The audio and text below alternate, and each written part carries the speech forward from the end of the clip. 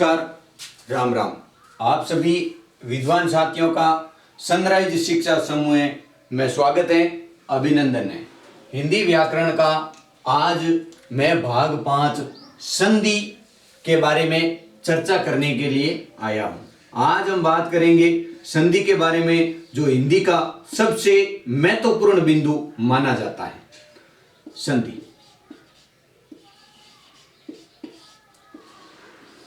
बात ये करते हैं संधि होती क्या है, संधि की आवश्यकता हमारे हिंदी में क्यों पड़ी, संधि का क्या महत्व है हमारी हिंदी में, ये भी बात करेंगे। संधि की आवश्यकता क्यों पड़ी, संधि का शाब्दिक अर्थ क्या होता है, ये कितने प्रकार की होती है, मानो 3 प्रकार की होती हैं, तो 3 प्रकार की ही क्यों हुई, कितने रूपों में चलती हैं, सारी बातें जानेंगे। संधि इस प्रकार से क्यों लिखा जाता है, ये सारी बातें जानेंगे। उनसे पहले ये जान लेते हैं ये संधि होती क्या है, इनका अर्थ क्या है, संधि का क्या मतलब है। तो हम बात करेंगे, संधि का मतलब है समझौता, समझौता, जोड़ना, योग, मित्रता।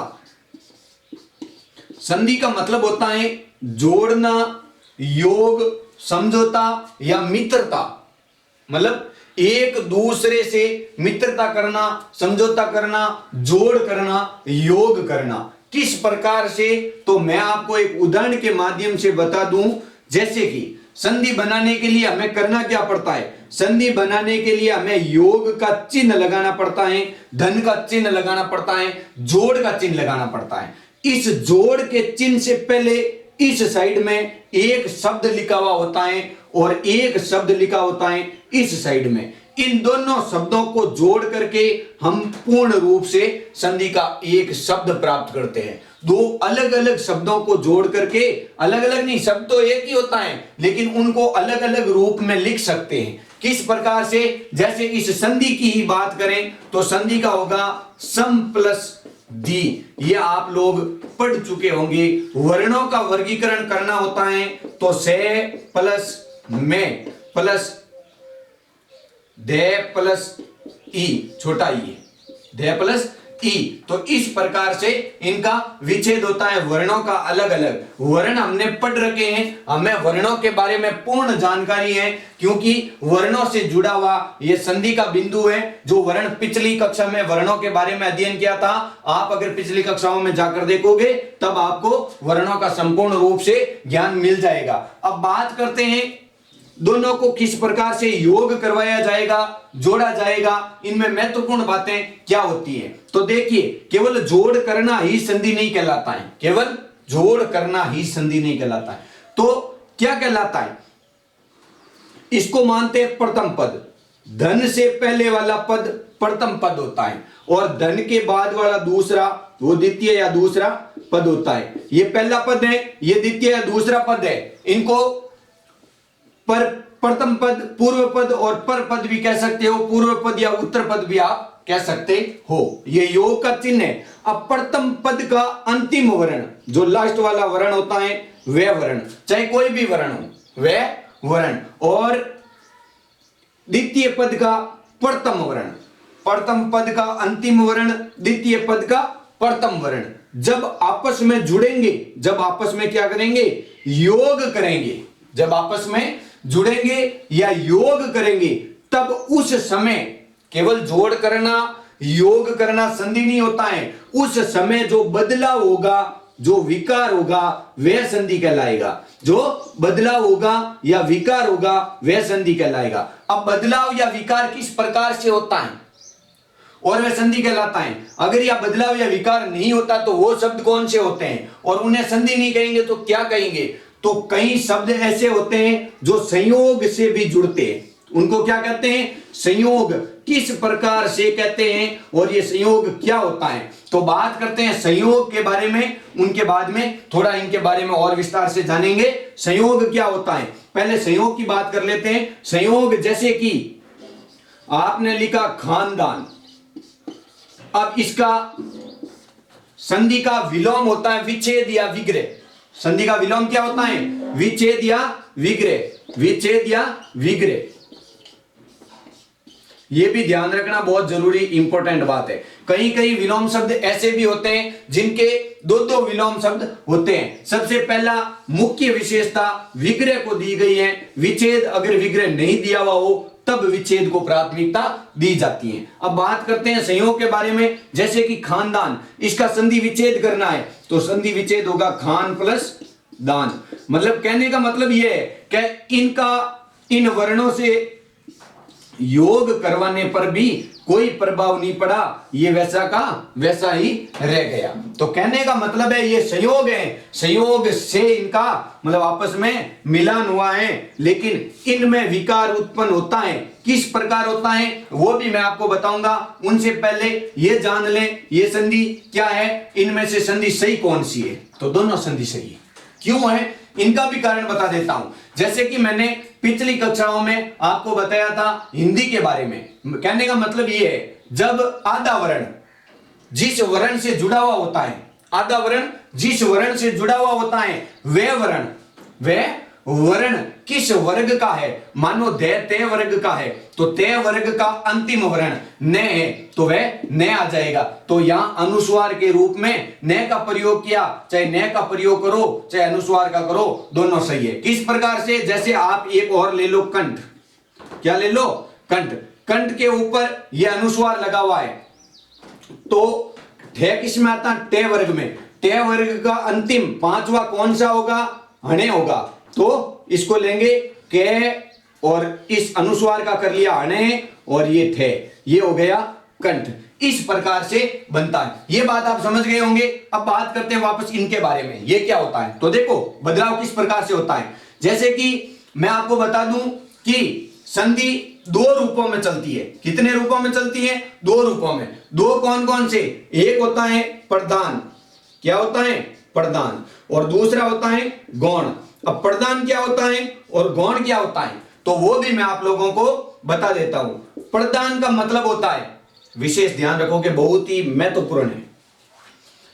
प्रधान होता है जब प्रथम पद का अंतिम वर्ण और द्वितीय पद का प्रथम वर्ण आपस में योग करते हैं और उनमें जो बदलाव आता है, इन्हीं वर्णों में जो बदलाव आता है, जो योग कर रहे हैं उन्हीं वर्णों में जो बदलाव आता है वह प्रधान संधि कहलाती है। बहुत ही महत्वपूर्ण है। एक बार दोबारा और बता देता हूं। जब प्रथम पद का अंतिम वर्ण और द्वितीय पद का प्रथम वर्ण आपस में योग करते हैं तब इन्हीं वर्णों में जो बदलाव आता है, कौन से? जो योग कर रहे हैं उन्हीं वर्णों में जो बदलाव आता है वह प्रधान संधि कहलाता है। अब ये तो बात समझ गए आप कि केवल योग करवाना संधि नहीं होता है, जो बदलाव आता है उस बदलाव के कारण, उस विकार के कारण वह संधि होता है। अब ये बात विकार बदलाव मतलब विच्छेद का मतलब होता है तोड़ना, ये बात आप समझ गए होंगे। संधि को तोड़ना ये विच्छेद के रूप में है और ये पूरी संपूर्ण रूप से संधि मतलब एक शब्द बना है। अब बात करते हैं देखो गौण संधि के बारे में। प्रधान तोड़ने पर इन्हीं दो में जो बदलाव आता है वह प्रधान संधि। अब गौण संधि क्या होती है? जब आपस में ये दोनों योग करेंगे, प्रथम पद का अंतिम और द्वितीय पद का प्रथम आपस में क्या करेंगे? योग करेंगे, तब इनमें बदलाव आएगा या नहीं आएगा उनका कोई महत्व नहीं, लेकिन दूसरे वर्णों में जा कहीं और बदलाव आए, चाहे इस साइड में आए चाहे इस साइड में आए, चाहे प्रथम पद में आए चाहे द्वितीय पद में आए, दूसरा कहीं बदलाव आएगा वह गौण संधि कहलाएगी। एक उदाहरण देकर के आपको बता देता हूं जो दोनों में चलता है, प्रधान में भी चलता है गौण में भी चलता है। देखिए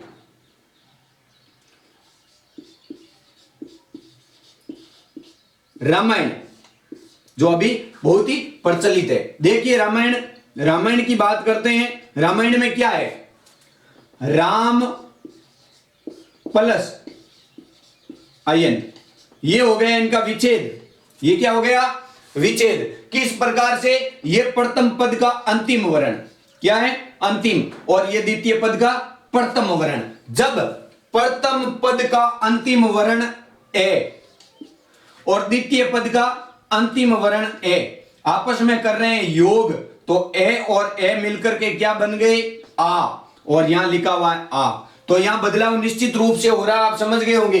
तो यह है दीर्घ संधि। क्या है? दीर्घ संधि, ये बात तो समझ में आ गई। दीर्घ का मतलब होता है बड़ा। वो चीजें जब आगे पढ़ेंगे मैं आपका ये भी जो भ्रम है वो दूर कर दूंगा। अब बात करते हैं गौण संधि इसमें किस प्रकार से हुई। तो देखिए यहां बदलाव आ रहा है, वो हमने देख लिया, वो प्रधान संधि का था, हमें समझ में आ गया। लेकिन गौण संधि का कौन सा नियम है? गौण संधि का नियम था कि इन दोनों के अलावा और कहीं बदलाव आए। तो बदलाव कहां आ रहा है? आप देखिए हमने जब विच्छेद किया इसका तो ये समझ गए, लेकिन न का अणे बन गया ये हमने नहीं देखा। तो ये न का अणे बना तो ये गौण संधि हो गई। ये बात भी आप लोगों को अब समझ में आ गई होगी। अब हम बात करेंगे संधि हिंदी में क्यों आई, संधि की हिंदी में क्यों आवश्यकता पड़ी। बात करते हैं हिंदी भाषा में संधि की आवश्यकता क्यों पड़ी। हिंदी भाषा में संधि की आवश्यकता क्यों पड़ी? विशेष बात है हिंदी में संधि क्यों आई, हिंदी में संधि क्यों आई। तो मैं आप लोगों को बता दूं हिंदी में संधि की आवश्यकता इसलिए पड़ी कि हिंदी भाषा में नए शब्दों का निर्माण करने के लिए, नए शब्दों को बनाने के लिए 4 इकाइयां काम में ली जाती, 4 बिंदु काम में लिए जाते हैं। 1 नंबर पे संधि से नए शब्दों का निर्माण होता है, 1 नंबर पे संधि से नए शब्दों का निर्माण होता है। और कौन से शब्द हैं? तो 2 नंबर पे समास से नए शब्दों का निर्माण होता है, 3 नंबर उपसर्ग से नए शब्दों का निर्माण होता है और 4 नंबर प्रत्यय से नए शब्दों का निर्माण होता है, प्रत्यय से। तो मेरे कहने का मतलब यह है कि हिंदी भाषा में संधि की आवश्यकता नए शब्द बनाने के लिए पड़ी। तो अब यह बात आप जान गए होंगे संधि की हिंदी में आवश्यकता क्यों पड़ी। अब बात करते हैं संधि होती कितने प्रकार की है। संधि 3 प्रकार की होती है, संधि 3 प्रकार की होती है। तो बात यह बनती है कि संधि 3 प्रकार की ही क्यों होती है, इनको 5 प्रकार, 6 प्रकार, 8 प्रकार क्यों नहीं ली। तो मैं आप लोगों को बता दूं, जैसे कि मैंने सर्वप्रथम बात की थी वर्णों के योग से, वर्णों के योग से जो विकार उत्पन्न होता है वह संधि कहलाती है। अब यह बात आप उस समय परिभाषा के तौर पे जान गए होंगे, लेकिन मैंने यह नहीं कहा कि स्वर के योग से या व्यंजन के योग से। मैंने एक एक अलग अलग ये बातें नहीं बताई, मैंने वर्णों का कहा। क्यों? मैं ये भी लिख सकता था स्वर और व्यंजन के योग से, तो भी सही था, लेकिन मैंने ये नहीं लिखा। क्यों? क्योंकि अगर आप किसी विद्यालय में पढ़ रहे हो और आप एक आप उदाहरण के माध्यम से समझाऊंगा, तब छात्र और छात्राओं को एक ही नाम से संबोधित करने के लिए कहते विद्यार्थी शब्द का प्रयोग करते हो, उसी प्रकार स्वर और व्यंजन दोनों को एक ही शब्द में बांधने के लिए वर्ण शब्द का प्रयोग किया गया, इस वर्ण को लिया गया। तो हमने कहा वर्णों के योग से जो विकार उत्पन्न होता है, जो बदलाव होता है, वह संधि कहलाती है। अब बताऊंगा संधि 3 प्रकार की कैसे होती है। अब देखिए संधि के 6 रूप अलग अलग हम लिखेंगे, तब हमें पता चलेगा कि संधि 3 प्रकार की ही क्यों आई। अब देखते हैं संधि के 6 प्रकार, जानिए।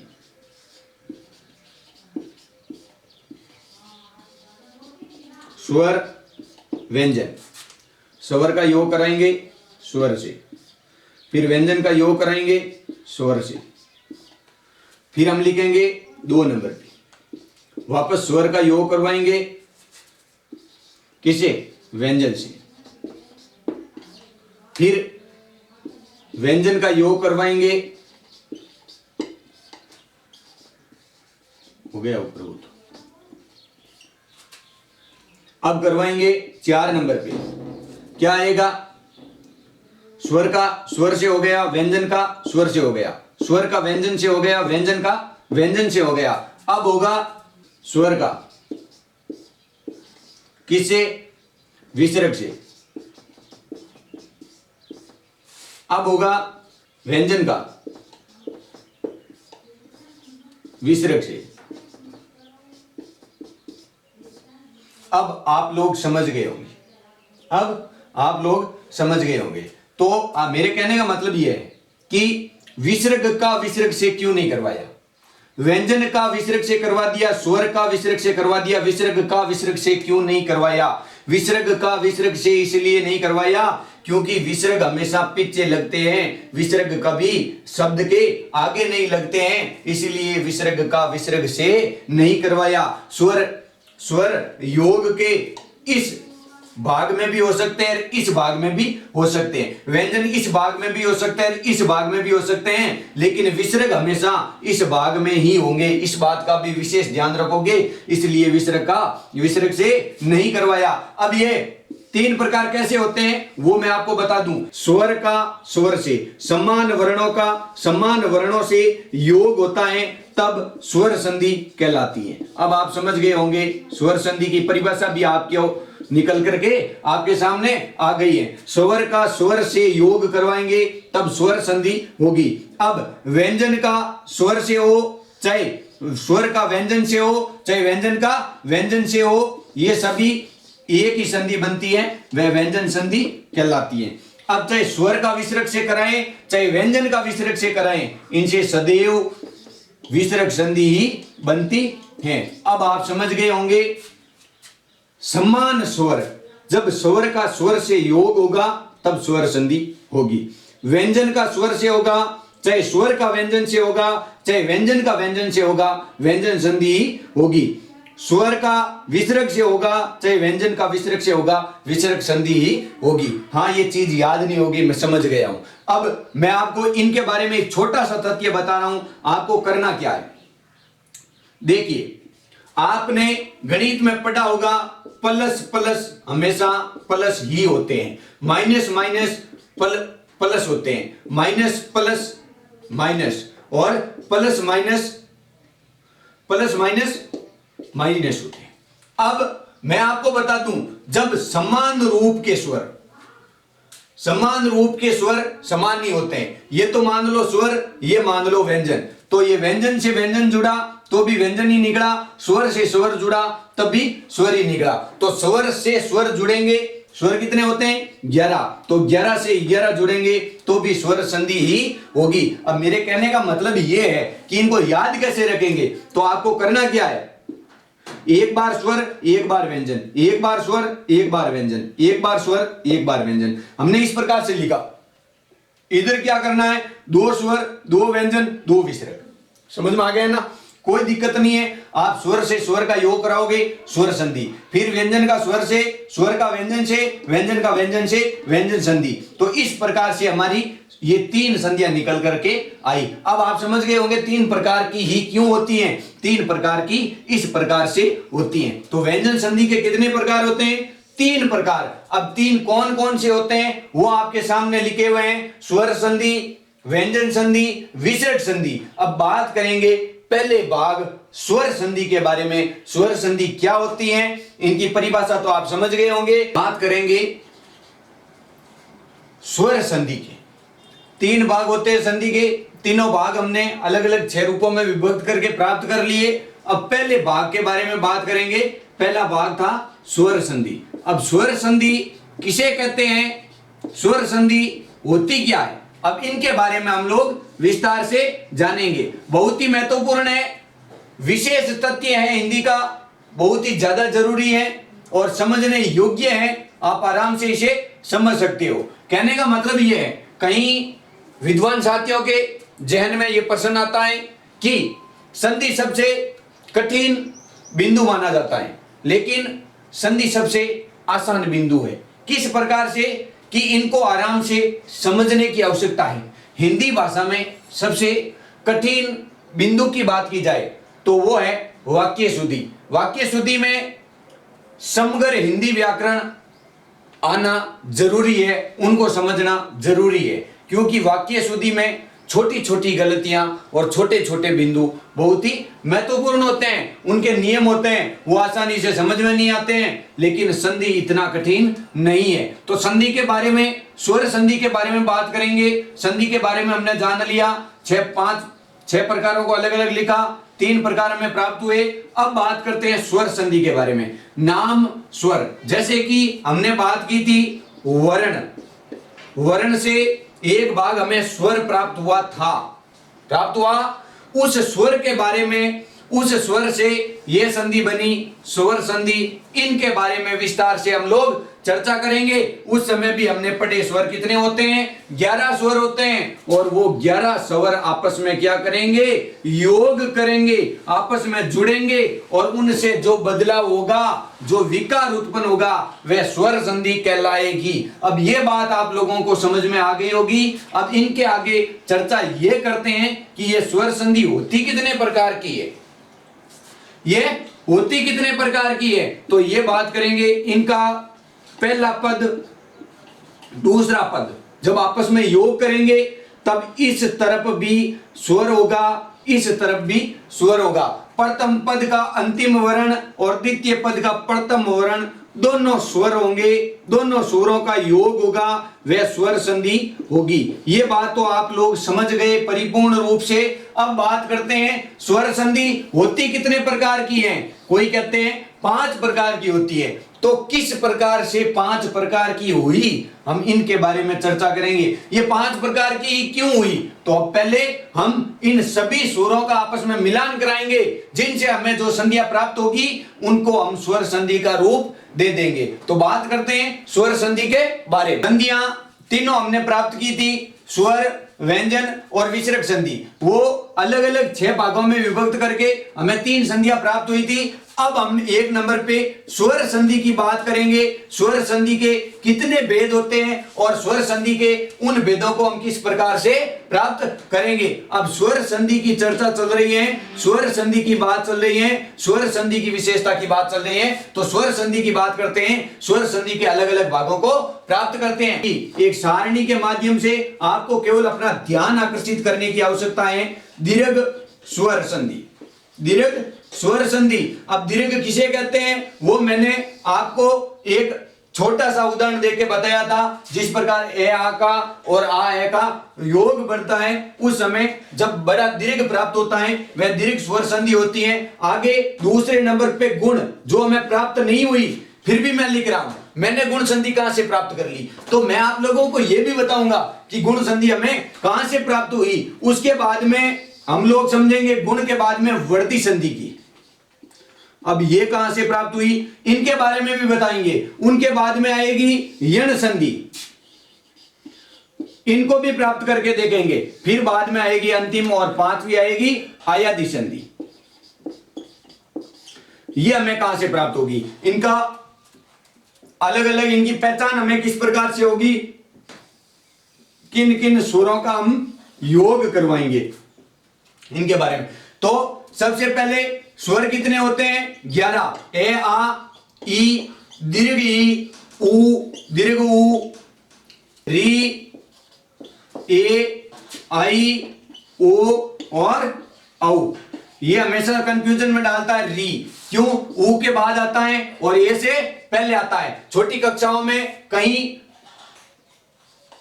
कहीं विद्यार्थियों ने पढ़ा था और किसी ने नहीं पढ़ा था, तो री हमेशा ऊ के बाद में आता है और ए से पहले आता है, ये भी ध्यान रखना है। और उनके बाद में बात बताऊं आपको, ए आ का, ए और आ का समान स्वरों का योग करवाना। सभी स्वरों का योग होगा, 11 स्वर हैं, सभी स्वरों का आपस में योग कराना, आपस में मिलान करवाना। मिलान सभी का करवाएंगे तो सभी का अलग अलग मिलान कितनी बार होगा, 121 बार होगा, यह भी ध्यान रखना। अब 11 स्वरों का अलग अलग रूप से मिलान कराएंगे, तो अलग अलग रूप से मिलान कराएंगे तो बहुत बड़ा पैटर्न तैयार हो जाएगा। मैं आपको छोटे और एक सूक्ष्म माध्यम से समझाना चाहूंगा कि किस प्रकार से हम लोग इनका मिलान कराएंगे। सबसे पहले दीर्घ के रूप में अब ए आ का मिलान करवाना हमें सभी के साथ में। ए आ का क्या कराना है, मिलान कराना है। तो दीर्घ का मतलब बड़ा और समान स्वर, ए आ का मिलान समान स्वर वापस होता है ए और आ से। किन से करवाएंगे, ए और आ से। ए आ का मिलान करवाएंगे ए और आ से। ए आ का मिलान करवाया हमने ए और आ से, बराबर में हमें प्राप्त क्या होगा, वो प्राप्त बाद की बात है। उसके बाद में ए आ का मिलान हो गया आपस में, चाहे ए का ऐसे कराओ, चाहे आ का आ से करो, चाहे ए का आ से करो, चाहे आ का ऐसे करो, ये हमने मिलान कर लिया। अब इसके बाद में बात करते हैं ई और दीर्घ ई की।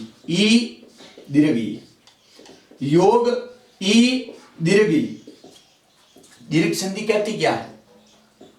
एक स्वर जिनको अपने समान जाति सजातीय स्वरों के योग से जो विकार उत्पन्न होता है वह दीर्घ स्वर संधि कहलाती है। तो ये एक स्वर है, इनके समान ये सजातीय है, इनके समान ही है सजातीय है, इन स्वरों का योग कराना। ए का करवा लिया, आ का करवा लिया, उसके बाद में करवाते हैं ऊ और दीर्घ ऊ का। ऊ और दीर्घ ऊ का किससे? ऊ और दीर्घ ऊ से, मतलब समान सजातीय से। इनका भी हो गया, इनका करवा लिया, इनका करवा लिया। अब बचता है री। अब करवाएंगे री का। री का किससे करवाएंगे? वापस समान दीर्घ री से ही करवाएंगे, समान जाति के ही करवाएंगे। अब इनसे हमें प्राप्त क्या होता है? री का हमारी हिंदी भाषा में कोई महत्व नहीं माना गया, क्योंकि री का बनता है हमारी संधि में दीर्घ री, जो इस प्रकार से लिखा जाता है। और यह मूल भाषा संस्कृत का है। जब हम मूल भाषा संस्कृत पढ़ेंगे, जब मैं पढ़ाऊंगा आपको नए टॉपिकों के रूप में लेकर के आऊंगा, उस समय मैं इनके बारे में चर्चा करूंगा।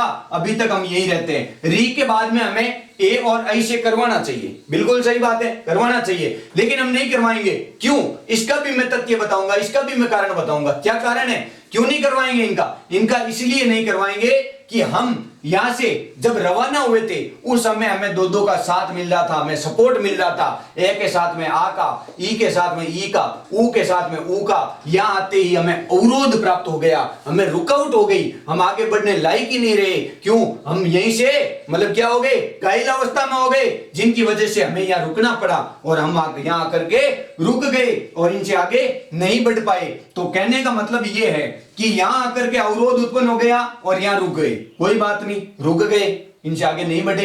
अब इनसे प्राप्त किया होगा तो दीर्घ का मतलब होता है बड़ा। इनमें से आपको जो बड़ा लगता है वो आप लिख सकते हो, बड़ा ही प्राप्त होगा। आ ये हो गया हमें प्राप्त। इनमें से क्या प्राप्त होगा? दीर्घ ई। इनमें से क्या प्राप्त होगा? दीर्घ ऊ। और ये तो हमें प्राप्त पहले ही कर लिया। अब बात करते हैं गुण संधि। आपको दीर्घ संधि समझ में आ गई होगी मेरे हिसाब से। दीर्घ संधि में कोई लॉजिक नहीं है, कोई किसी प्रकार की समस्या नहीं है। दीर्घ संधि का मतलब होता है बड़ा, समान स्वरों का योग कराना, जो आपको बड़ा लगे उसको सीधा सीधा लिख देना, कोई किसी प्रकार की दिक्कत नहीं होती है। अब बात करते हैं गुण संधि की। गुण संधि, गुण को आप दो रूपों में समझोगे। किस रूप में? एक गुण का मतलब आप गुणा कर सकते हो। एक गुण का मतलब क्या होता है? गुणा कर सकते हो। अब गुणा किसे करेंगे? दो को दो से कर लो। किसको करोगे? दो को दो से कर लो। दो को दो से गुणा करते हैं तो हमें चार प्राप्त होते हैं। चार का मतलब क्या है यह भी बता दूंगा, किसी प्रकार की कोई समस्या नहीं है। और एक गुण का मतलब होता है अपना रूप बदलना, अपना रंग बदलना, अपने लक्षण बदलना, अपना व्यवहार बदलना, वो होता है गुण। आदमी के अंदर स्वाभाविक गुण बहुत ज्यादा होते हैं, बहुत सारे होते हैं, जो हर किसी को पहचान भी नहीं होती है। तो इन गुणों की पहचान करना। अब गुणों की पहचान किस प्रकार से होगी कि हमने री तक तो सभी से समान स्वरों से मुलाकात करवा ली, यहां तक हम पहुंच गए। इसके बाद में ए को सबसे मुलाकात करवानी है, दूसरों से भी, बिल्कुल सही है, करवानी तो पड़ेगी। तो ए और आ को मुलाकात करवाते हैं सभी से। क्यों? मैंने पहले ही बताया था 121 बार सबकी मुलाकात आपस में होगी। अब ए और आ की मुलाकात करवाते हैं, इनके तुरंत बाद में ई और ई से, ई और ई से, तब ई और ई से मुलाकात करवाएंगे, तब क्या प्राप्त होगा वो भी बात करेंगे। फिर ए और आ को किसे कराएंगे? ई से हो गया, उसके बाद में ऊ और ऊ से करवाते हैं। ए आ बराबर प्लस ऊ और ऊ। अब ऊ से करवा लिया, उसके बाद में किसे करवाएंगे? री से करवाएंगे। ए और आ का योग किसे करवाएंगे? री से। री से करवाने के बाद में क्या प्राप्त होगा? अब इनके आगे ए और आई से करवाएंगे क्या? नहीं करवाएंगे। क्यों नहीं करवाएंगे? क्योंकि री पर आते ही हमें वापस अवरोध उत्पन्न हो गया, हम वापस रुक गए, आगे बढ़ भी नहीं सकते हैं, इसलिए इस री से हम लोग नहीं करवा सकते। और इनका अर्थ क्या निकलेगा, इनका गुण क्या होगा, और इनका अलग अलग 2 × 2 4, इनका क्या मतलब हुआ, ये क्या लॉजिक है, तो इनके बारे में भी चर्चा करता हूं। गुण का मतलब होता है व्यवहार, लक्षण बदलना।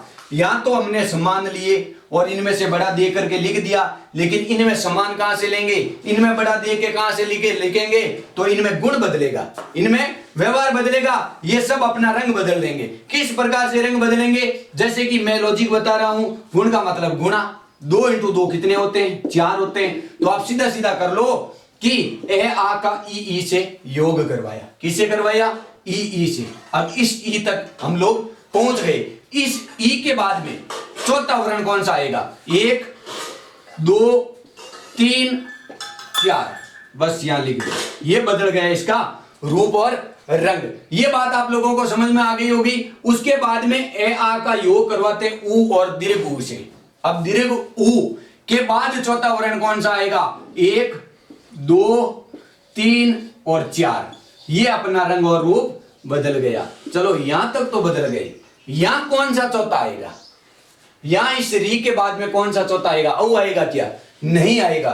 क्यों नहीं आएगा, क्योंकि यहां तक तो डबल डबल की बात चल रही थी, यहां तक तो अपने सभी साथ में चल रहे थे, चाहे अलग रूप भले ही हो लेकिन थे समान रूप से। किस प्रकार से, जैसे कि इन दो का अपना जोड़ा था तो इन दो का भी अपना जोड़ा था, लेकिन इस री का तो किसी के साथ में जोड़ा है ही नहीं, ये अकेला है। तो ये कह रहा है मेरे समान तो मेरा साथ देने वाले कोई नहीं है, तो आप मुझे किसी भी प्रकार से अपने हिसाब से किसी वर्ण में बदल करके लिख सकते हो। तो इस ए ने कह दिया मैं तेरा सपोर्ट करूंगा, तो ए हो गया, और इस री का आधा रे कर लिया, तो इस का हो गया अर। कहने का मतलब इन्होंने अर के रूप में बदल लिया। री का अर हो गया, ए आ प्लस ऊ का ओ हो गया, ए आ प्लस ई का ए हो गया। मेरे कहने का मतलब यह है कि इन सभी ने अपना रूप रंग बदल दिया, और इस प्रकार से हमें रूप रंग बदल करके अपना गुण प्राप्त कर लिया, और हमें गुण संधि प्राप्त हो गई। अब बात करते हैं वर्ती संधि के बारे में। वर्ती संधि कैसे प्राप्त हुई, तो हमने री तक तो चर्चा कर ली, अब ए आ की दूसरों के साथ में भी हमें इनकी तुलना करवानी है। ए आ को दूसरों के साथ में भी साझा करवाना है, तो ए आ को वापस यहां छोड़ेंगे नहीं, इनके बाद में भी यहां से आगे जाने के बाद में भी इनको ए आ को मिलवाएंगे। अवरोध उत्पन्न होते ही रुक गए, लेकिन आगे वाले भाग में तो चल सकते हैं। तो ए और आ का किन से योग करवाएंगे, ए और आई से, ए और आई से। आगे ए और आ का योग करवाएंगे ओ और औ से, ए और आ का योग ओ और औ से। अब यहां होते हैं खत्म। क्यों होते हैं, क्योंकि इनके आगे कोई स्वर है ही नहीं, हमारे 13 स्वर हो जाते हैं पूर्ण। तो हम यहां तक आगे हमें प्राप्त क्या होगा, यह भी बात जाननी बहुत जरूरी। प्राप्त क्या होगा, वर्ती का मतलब ही होता है किसी चीज को बढ़ावा देना, किसी चीज की वृद्धि करनी। अब इनमें से वृद्धि सबसे ज्यादा किसकी हुई है, आई की सबसे ज्यादा वृद्धि हुई है, आई को ले लो। इसमें से सबसे ज्यादा वृद्धि किसकी हुई है, औ की वृद्धि हुई है, औ को ले लो। ये हमें वर्ती संधि प्राप्त होगी। वर्ती संधि प्राप्त होने के बाद में यण संधि में क्या होगा, यण संधि कैसे प्राप्त करेंगे, तो यण संधि को भी प्राप्त करना जरूरी। हमें ए का सबके साथ में मुलाकात करवा दी, ए का सबसे हमने परिचय करवा दिया, ए का परिचय होना किसी से बाकी नहीं रहा। अब हम परिचय करवाएंगे ई का, फिर करवाएंगे ऊ का, सबका परिचय करवाएंगे, किसी को भी पीछे नहीं छोड़ेंगे। अब परिचय करवाते हैं ई का, ई का परिचय करवाएंगे यण संधि में। क्यों यण संधि में क्यों करवाएंगे, क्योंकि आ का परिचय यहां तक हो जाता है खत्म, सबसे परिचय हो गया, 3 संधियां हमें प्राप्त हो गई। अब करवाएंगे यण संधि का परिचय। यण संधि का परिचय किसे करवाएंगे, ई से। तो सबसे पहले लिखा हमने ई। अब ई का परिचय किन से करवाएंगे, ई का परिचय सबसे एक साथ में करवाएंगे। क्यों, अगर सबसे एक साथ में नहीं करवाएंगे तो फिर अगर एक एक से करवाएंगे तो बहुत लंबा चला जाएगा, एक एक से करवा नहीं सकते, सबसे एक साथ करवाएंगे। किस प्रकार करवाएंगे सबसे एक साथ, सबसे एक साथ इस प्रकार करवाएंगे कि ई के सामने ई नहीं आना चाहिए। अगर ई के सामने ई आ जाएगा तो दीर्घ स्वर संधि बन जाएगी। ई के सामने ई नहीं आना चाहिए, बाकी अन्य कोई भी स्वर आए, बाकी अन्य कोई भी स्वर आए उन सब का, बाकी कोई भी स्वर आए उन सब का बदल करके क्या कर लेंगे, ई और ई के बाद में क्या लिखेंगे, असमान स्वर। क्या लिखेंगे, असमान। असमान क्या होता है कि ये समान ई नहीं आना चाहिए, बाकी सभी ई से असमान है। असमान भी स्वर आना चाहिए, व्यंजन नहीं, स्वर आना चाहिए। असमान स्वर ई के बाद में ई की अब सबसे मुलाकात हो गई, क्यों ई की समान रूप से यहां हो गई और बाकी अदर से हमने यहां करवा ली यन संधि में। फिर ऊ का परिचय करवाते हैं, ऊ और ऊ का, ऊ और ऊ का किससे? ऊ से तो करवा नहीं सकते, दीर्घ हो जाएगा, बाकी असमान स्वरों से सभी से करवा लेते हैं, तो ऊ का भी हमें परिचय मिल जाएगा। ऊ के बाद में क्या आता है? री आ जाएगा और री आते ही वापस रुकावट आ जाएगी।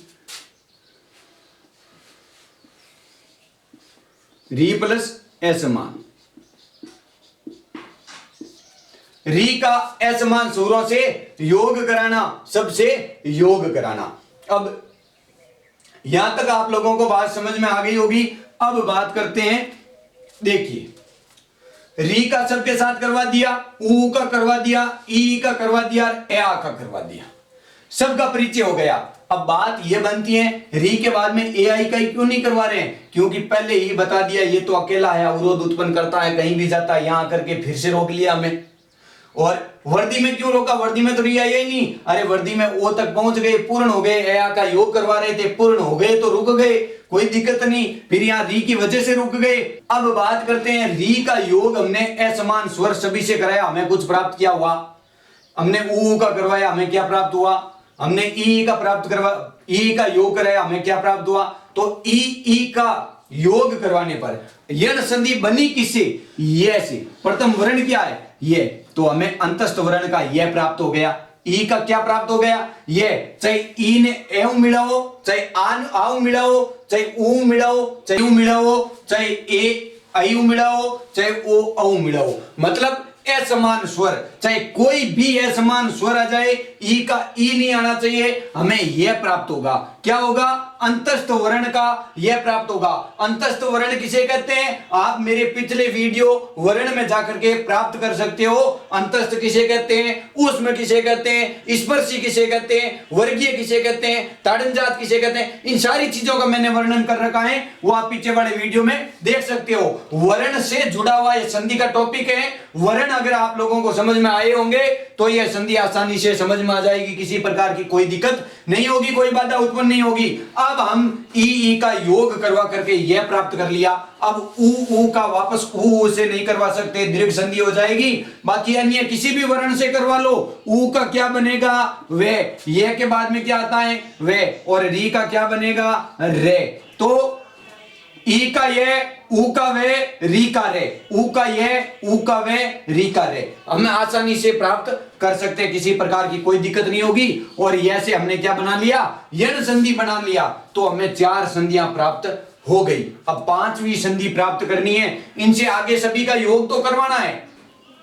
यहां तक तो हमें प्राप्त हो गए, री तक हमने लिख दिए। री के बाद में री यहां अकेला आया तो इनको भी अलग अलग करने पर मजबूर कर दिया और इनको भी हमने लिख लिया ए आई ओ और आउ। अब सबका योग करवाएंगे असमान स्वरों से, सबका योग असमान स्वरों से करवाएंगे, सभी स्वरों से, चाहे भले कोई भी स्वर हो, सभी से योग करवाएंगे। तो हमें प्राप्त क्या होगा वो भी देख लीजिए। हमें प्राप्त होगा, हमने ए का असमान स्वर से ऊ का मतलब वे हुआ, री का रे हुआ, उसी प्रकार से हम इनका भी योग करवाएंगे, तब हमें क्या प्राप्त होगा। यहां तक तो हमने सभी का योग पहले ही करवा लिया। अब बचे ये 4, चारों को सीधे रूप में उतार लिया। अब इनका वापस सभी से योग करवाएंगे, तब हमें क्या प्राप्त होगा? ए का प्राप्त होगा आई। क्या प्राप्त होगा? आई। और आई से यह आयादी संधि बन गई। आई से क्या बनी? आयादी संधि बन गई। और आई का प्राप्त होगा, आई का कर लो आई। क्यों? क्योंकि इनसे एक मात्रा बड़ी होती है और ए का आ कर लिया, आई से हमें आई प्राप्त हो गया। ओ का हो जाएगा औ, तो औ का क्या होगा? एक मात्रा और लगा दीजिए और आव प्राप्त हो जाएगा। इस प्रकार से हमें 5 संधियां प्राप्त हो जाती है। अब हम उदाहरण स्वरूप इन स्वर संधि को समझेंगे, इनके उदाहरणों को, इनके अपवाद को, इनके नियमों को पढ़ करके हम सारी विस्तार से जानकारी लेंगे। इनके मैं अलग अलग आप लोगों को उदाहरण स्वरूप समझाऊंगा। दीर्घ स्वर संधि के उदाहरण के माध्यम से समझने की कोशिश करते हैं। उदाहरण के स्वरूप मतलब उदाहरण लेकर के इनको समझेंगे कि भाई उदाहरण के माध्यम से ये किस प्रकार होती है। मानो ए और आ का उदाहरण लेना है तो ए और आ का उदाहरण लेने के लिए हम सबसे पहले उदाहरण लेते हैं रत्नावली। रत्नावली का क्या होगा, इनका संधि विच्छेद या विग्रह करेंगे तब हमें क्या प्राप्त होगा। ये तो संधि मान लो इसका विच्छेद करना है तो इसका विच्छेद करने के लिए रतन प्लस आवली क्या होगा, रतन प्लस आवली। तो यह कौन सी संधि हुई, तो हमें इसे संधि प्राप्त करने के लिए न में से व्यंजन को स्वर रहित करने के लिए ए निकालेंगे बाहर और इसका आ निकालेंगे बाहर। ए और आ मिलकर के क्या बनते हैं, आ। तो यहां क्या बन गया, आ, रत्नावली। तो इस प्रकार से ये हमें संधि प्राप्त हो गई। दूसरे उदाहरण के माध्यम से समझेंगे। दूसरा कौन सा है, ई का। तो ई का समझने के लिए हम क्या करेंगे, हम करेंगे कविंदर। कविंदर चाहे रविंदर कोई भी ले लो। अब देखो कविंदर का क्या होगा, कवि प्लस इंद्र क्या होगा, कवि प्लस इंद्र। तो इसमें भी अगर व्यंजन को स्वर रहित करने के लिए ई लगाएंगे और इसमें भी ई, तो ई और ई मिलकर के क्या बनते हैं, दीर्घ ई बनता है। तो दीर्घ ई का दीर्घ ई हो गया और दीर्घ ई किस में है, इस दीर्घ स्वर संधि में है। तो यह भी दीर्घ स्वर संधि का एक और हमें उदाहरण प्राप्त हो गया। अब बात करेंगे ऊ का। ऊ का क्या होगा, मान लो लिख लिया भानुउदय। क्या लिख लिया, भानुउदय। तो इनका करना है विच्छेद या विग्रह। तो क्या करेंगे, भानु प्लस धन योग उदय।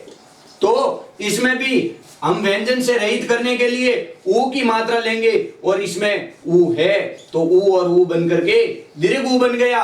और दीर्घ ऊ किसमें है, इसमें। तो ये कौन सी संधि हुई, दीर्घ स्वर संधि हुई। अब हम बात करेंगे गुण स्वर संधि के उदाहरणों के बारे में। ये हमें करते हैं गुण संधि के उदाहरणों के बारे में। गुण संधि का सबसे पहला उदाहरण ए और ई के माध्यम से लेते हैं हम लोग इतरेतर। इतरेतर एक समास है। बात करते हैं इतरेतर की। इतरेतर एक समास है। वह कौन सा समास है, वह द्वंद्व समास का रूप है। जो हम समास पढ़ेंगे उस समय बताऊंगा इतरेतर क्या होता है। इतरेतर के बारे में भी बात करेंगे। उनसे पहले अभी इस संधि को विच्छेद करके देखते हैं। तो इसका विच्छेद होगा इतर प्लस इतर, इतर योग इतर, इतर धन इतर। तो इसमें भी ए आ रहा है और इसमें ई आ रहा है और ए प्लस ई का योग बराबर ए प्राप्त होता है। ए और ई का योग ए प्राप्त होता है। ए और ई का योग ए प्राप्त होता है। और ए में, छोटे ए में ए और आई, ए में एक मात्रा लगती है और एक मात्रा का इतरेतर, हमें ये ए मात्रा वाला इतरेतर प्राप्त हो गया और ए और ई मिलकर के ए बन गया। तो एक उदाहरण के माध्यम से ए और ई का ए बना लिया। गुण संधि का एक उदाहरण हमने समझ लिया। एक एक उदाहरण सभी का समझा रहा हूं ताकि आपको समझने में आसानी हो। अब बात करेंगे ए आ का ऊ से। तो एक उदाहरण लेते हैं, सोदाहरण मतलब उदाहरण सहित सोदाहरण होता है। तो इसमें बात करते हैं तो इसका विच्छेद करेंगे हम लोग। इसका विच्छेद होगा से प्लस उदाहरण, से प्लस उदाहरण, उदाहरण सहित से प्लस उदाहरण। तो इसमें ए की मात्रा और इसमें योग ऊ की मात्रा। छोटा है और छोटा ऊ क्या बनता है, ओ बनता है। और किसकी मात्रा बनती है, ओ की। अब इसमें ओ की मात्रा ये लगती है तो इसका बराबर क्या बन जाएगा, सोदाहरण। इस प्रकार से यह हमें गुण संधि प्राप्त हो गई। अब अगली लास्ट ए और री की बात करते हैं। ए और री का क्या बनता है, ए और री की बात करेंगे। इनका एक उदाहरण के माध्यम से समझेंगे। इनका उदाहरण लेंगे ए और री का। किस प्रकार से, जैसे कि ले लिया सप्तर्षि।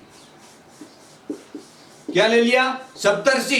तो इनका क्या होगा, इनका उदाहरण के माध्यम से विच्छेद करके समझेंगे। सप्त प्लस ऋषि, सप्त प्लस ऋषि। तो इनका क्या होगा, ए इनका व्यंजन को स्वर रहित करेंगे तो ए को बाहर निकाल लेंगे, प्लस री, ए प्लस री को मिलाएंगे, ए प्लस री को मिलाया क्या बना अर, तो क्या हुआ सप्तर्षि, सप्तर्षि अर की मात्रा आ रही है। इस प्रकार से यह हमें गुण संधि प्राप्त हो गई। बात करेंगे आगे वर्दी संधि के उदाहरणों के बाद। सबसे पहले ए और ए का मिलान करने पर ऐ प्राप्त होता है वर्दी संधि में, तो एक उदाहरण के माध्यम से समझेंगे। मानो उदाहरण लिया हमने एक एक, क्या उदाहरण लिया एक एक, इनका मतलब क्या होता है, एक विच्छेद करेंगे, एक धन एक, तो इसमें से निकाल लिया स्वर रहित करने के लिए ए, और आगे हमें स्वर ही मिल गया ए, और ए का योग कराने पर हमें ऐ प्राप्त होता है, और ऐ दीर्घ में वर्दी में बड़ा ही होता है, और हमें दो मात्रा के रूप में एक एक मिल गया। अब एक ये भी इनकी पहचान है, डबल मात्रा के माध्यम से आप पहचान सकते हो ये वर्दी और संधि होती है। पर ये तो एक नॉर्मल सी बात हो गई, ये तो स्वाभाविक बात है। इन बात से ज्यादा हमें गहराई की ओर ध्यान देना है, हमें इन बातों पे कम ध्यान देना। आगे दूसरा उदाहरण लेते हैं हम लोग ए और ओ औ का, इनमें से किसी का, मान लो ले लिया प्रौद्योगिक,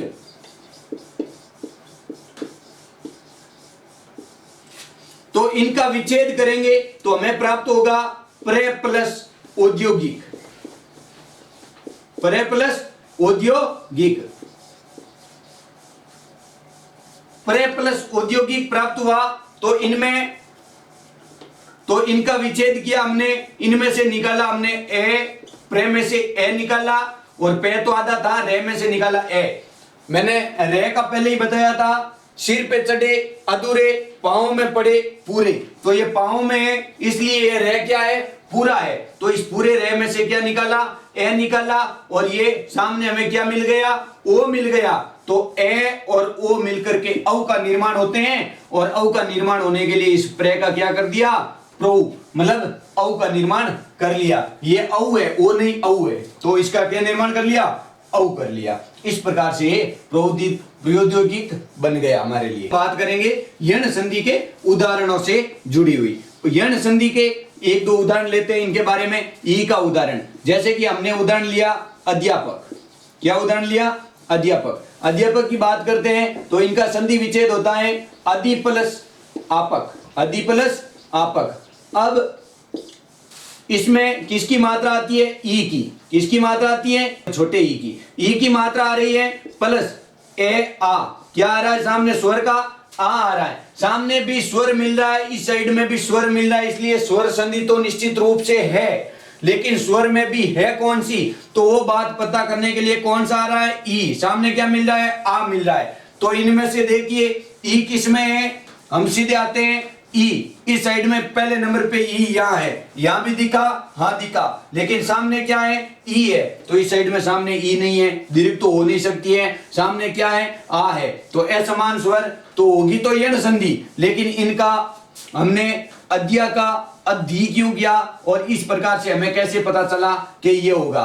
कहने का मतलब ये है कि यण संधि बनाने के लिए मानो ई है, ई की मात्रा का लोप करते हैं, ई को हटाते हैं, तब ई को बाहर निकालते हैं, तब देह क्या हो जाता है, स्वर रहित हो जाता है, क्योंकि स्वर को बाहर निकालने के बाद में व्यंजन स्वर रहित होता है, तो वह आधा हो जाता है, और वह आधा हो गया, और आ और ई मिलकर के किसका रूप ले लिया, ये का रूप ले लिया, वो यण संधि में स्पष्ट रूप से निर्देशित किया गया है। अब बात करते हैं ऊ की, क्या करते हैं, मानो ऊ का उदाहरण लेके समझते हैं। ले लिया गुरुआसन, गुरुआसन, इसमें क्या होगा, गुरु प्लस आसन, क्या होगा, गुरु प्लस आसन, इसमें ऊ की मात्रा और ऊ के साथ में आ की मात्रा। अब ऊ की मात्रा, ऊ के साथ में ऊ नहीं आ रहा है, बाकी ऊ किसी में आ नहीं रहा है, और ऊ के सामने ऊ होता तो दीर्घ होती, ऊ के सामने ऊ नहीं आ रहा है, ऊ के सामने आ रहा है, असमान स्वर, तो आ रहा, तो आ का क्या बनेगा, वह बनेगा, तो यहाँ ये वह बना हुआ स्पष्ट निर्देशित दिखाई दे रहा है, गुरुआसन, यह रे ले वे आपको दिखाई दे देगा, किसी प्रकार की कोई समस्या नहीं होगी, और लगभग 90% इसका एक ये भी माना जाता है, ये भी ट्रिक है, पर मैं इनके ऊपर मैं विश्वास नहीं करता हूं, क्योंकि कई शब्द ऐसे भी होते हैं जो पूर्ण रूप से होते हैं, जिस प्रकार ये है। मैंने ये उदाहरण इसीलिए आपके सामने लिया। बाकी बताया गया है कि जहां से संधि टूटेगी वह वर्ण हमेशा आधा होता है, ये बात बताई गई है, लेकिन इसमें कोई आधा वर्ण नहीं माना जाता, मैं नहीं मानता हूं। आगे की बात करें, हाँ ये चीज पक्की है कि ये चीज जो तथ्य दिए हुए हैं ये पक्के इनमें दिए हुए मिलेंगे आपको। अब बात करते हैं री और असमान स्वर की। तो री और असमान स्वर की बात करते हैं, तो देखिए मात्रानन, मान लो ये ले लिया, तो मात्रानंद में मात्र प्लस आनंद, मात्र प्लस आनंद ले लिया हमने। मात्र प्लस आनंद का मतलब क्या होता है? मात्र प्लस आनंद, मात्र में यह री की मात्रा हमें स्पष्ट रूप से निर्देशित कर रही है, री की मात्रा बता रही है। ये रहा री और असमान स्वर, इस री के बाद में असमान स्वर क्या आ रहा है? ए आ रहा है या आ रहा है? मान लो आ रहा है तो री और आ, री और आ से क्या बना? रे बना। और मात्रानंद में हमें री और ए से मिलकर के मात्रा आ रही है, आ की, रा की, रे की मात्रा आ रही है। तो इस प्रकार से यह बन गया यण संधि का। बात करेंगे अयादि संधि के उदाहरणों के बारे में। अयादि संधि के उदाहरण, दो उदाहरणों को एक साथ में समझेंगे। एक तरफ लेते हैं नयन, एक का उदाहरण, और दूसरी तरफ लेते हैं हम लोग नायक, नयन और नायक। जो नायक आई और आई का दो उदाहरण साथ में लेते हैं। नायक, इसमें आई की ध्वनि उच्चारित होती है, इसमें ए की ध्वनि उच्चारित होती है। तो आप देखिए ए में सबसे पहले इनका विच्छेद करके देखते हैं, ने प्लस अन, और इसमें होगा नो प्लस अक, नो प्लस अक, नो धन अक। तो इसमें योग करवाया तो इसमें नो प्लस अक हुआ, इसमें ने प्लस अन हुआ।